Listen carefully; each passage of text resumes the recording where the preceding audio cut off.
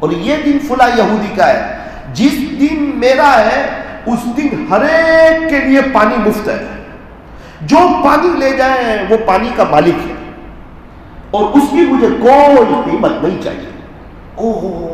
حضرت عثمان غنی رضی اللہ عنہ کا دن آتا اور پورا کنواں پر لوگ بھر جاتے ہیں، پانی بھر بھر کے لے جاتے ہیں، اور یہودی کے بارے میں کوئی آتا ہی نہیں کہ ہم کیوں خریدے بھائی پیسے سے، ہمیں تو فری میں مل رہا ہے۔ تو یہودی نے دیکھا اب تو میں پھنس گیا، بڑے تاجر تھے، ایک کام کر اب وہ آدھے کی قیمت بھی لے لے اور وہ پورا مجھے دے دے۔ اس نے کہا بہتر ہے، کوئی تو آتا نہیں۔ اس نے آدھا بھی بیچ دیا، پورا کنواں لے لیا اور لوگوں کے لیے وقف کر دیا کہ جو بھی آئے وہ پانی بھر کر کے لے جائے۔ اللہ، کیا دعا لگی ہوگی پیارے نبی کی، کیا دعا لگی ہوگی صحابہ کی، کیا دعا لگی ہوگی صحابیات کی۔ پتہ نہیں یہ کنواں کتنوں کے ایمان کے ملنے کا ذریعہ بنا ہوا۔ پیارے نبی نے یہ بات کوٹ کوٹ کے بھر دی تھی کہ دین خیر خائی کا نام ہے۔ خیر الناس من ينفع الناس، انسانوں میں سب سے بہترین انسان وہ ہے جس سے دوسروں کو نفع زیادہ پہنچے، فائدہ زیادہ پہنچے۔ یوں فرمایا جب کوئی مومن کسی دوسرے بھائی کی حاجت روائی میں لگا لیتا ہے، وہاں تک اللہ تعالیٰ اس کی حاجت کو پورا کرنے میں لگے رہتے ہیں۔ اس لیے لوگوں کے کام آنا، لوگوں کے خیرخواہ بننا، میرے بھائی کا کام کیسے اچھا ہو جائے، کیسے وہ آگے بڑھ جائے، کیسے اس کے مسئلے حل ہو جائے، کوئی بیمار ہے کیسے اس کی دوائی کا انتظام ہو جائے، کوئی بیوہ ہے کیسے اس کے کھانے کا انتظام ہو جائے، کوئی پریشان حال ہے کیسے اس کی پریشانی دور ہو جائے۔ رمضان کا مبارک مہینہ آنے والا ہے، دنیا کتنی عورتیں ایسی ہوگی جن کے شوہر کوئی نہیں، جن کے گھر والے کوئی نہیں، جن کے آمدنی کوئی نہیں، اور جن کا خرچہ اٹھانے والا کوئی نہیں، وہ بیچارے لوگ تڑپ تڑپ کر کے اپنا رمضان گزارتے ہیں۔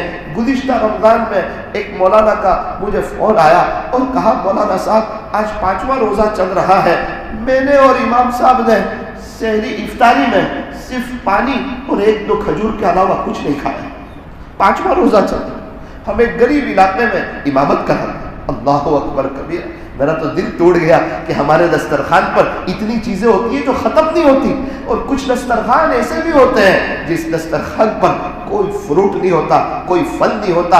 ارے ان کو کھانا پہنچانے کی بات تو بہت دور کی، ان کے لیے رونے والا کوئی نہیں، ان کے لیے فکر کرنے والا کوئی نہیں، ان کے لیے تڑپنے والا کوئی نہیں کہ چلو کتنی بیوہ ہے ان کی فہرست بنائے، اور رمضان سے پہلے کسی کو بات کر کے یا تو دے دے یا دلا دے یا دینے والے کا پتہ بتا دے، کسی سے بات کر کے ان کے گھر میں اناج پہنچا دیا جائے، کچھ کسٹرڈ پہنچا دیا جائے، کچھ کھجور پہنچا دی جائے، کچھ راشن پہنچا دیا جائے۔ یہ لوگ افطاری سے پہلے جب ہاتھ اٹھائیں گے نا تو ہمارا نام لے کے دعا کریں گے، یہ بڑے خیرخواہ ہوتے ہیں۔ اللہ تعالی ہمیں بھی خیرخواہی کا جذبہ عطا فرمائے۔ مدینہ منورہ میں ایک مرتبہ قحط پڑا، قحط، گندم نہیں، گیہوں نہیں، لوگ پریشان، 5-7 گنا گیہوں کی قیمت بڑھ گئی۔ حضرت عثمان غنی رضی اللہ عنہ کا قافلہ آیا ملک شام سے، گیہوں کا بھرا ہوا، سب تاجر لوگ مدینہ منورہ کے باہر پہنچ گئے اور کہا عثمان ہم کو دے دو۔ کیا دو گے؟ کہا نفع دیں گے آپ کو۔ کتنا دو گے؟ تو کہا 2 گنا، آپ نے جتنے میں خریدا ہے اس کا 2 گنا آپ کو نفع دیں گے۔ تو عثمان نے کہا یہ تو بہت کم ہے۔ کسی نے کہا 3 گنا دیں گے، یہ بھی بہت کم۔ کسی نے کہا 4 گنا دیں گے، یہ بھی بہت کم۔ کسی نے کہا 5 گنا دیں گے، 1 کروڑ کا مال 5 کروڑ میں جا رہا ہے، بولے تھا یہ بھی بہت کم۔ اس سے زیادہ کوئی دینے والا ہو تو بتاؤ۔ سب نے کہا اس سے زیادہ تو دے نہیں سکتے، اس سے زیادہ دیں گے تو ہم بیچیں گے کیا ریٹ میں؟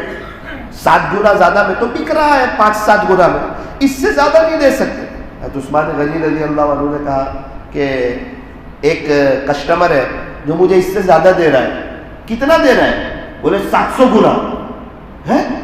700 گنا؟ کہا میرا اللہ کہتا ہے جو میرے راستے میں خرچ کرے گا اس کو اس کا 700 گنا دوں گا۔ ہے تم میں سے کوئی اس سے زیادہ دینے والا؟ بولے کوئی نہیں، یہ پورا گلہ مدینہ والوں کے لیے حلال ہے، جو چاہے لے جائے۔ اللہ اکبر کبیرہ، کیا اخلاق، کیا پیارے نبی کی دعا لگی ہوگی۔ ایسے ہی آج بھی اکاؤنٹ چل رہا ہے، کیا ان کا پیسہ ختم ہو گیا؟ ارے اللہ کے نام پہ دینے سے، خرچ کرنے سے کم نہیں ہوتا، بڑھ جاتا ہے۔ الدین النصیحہ، دین خیرخواہی کا نام ہے۔ یہ اللہ کے نبی نے صحابہ کو سکھایا تھا، ہمیں یہ خیرخواہی کرنی ہے تو انشاءاللہ لوگ مسلمانوں سے محبت کریں گے، اسلام سے متاثر ہوں گے۔ جب ہمارے اندر خیرخواہی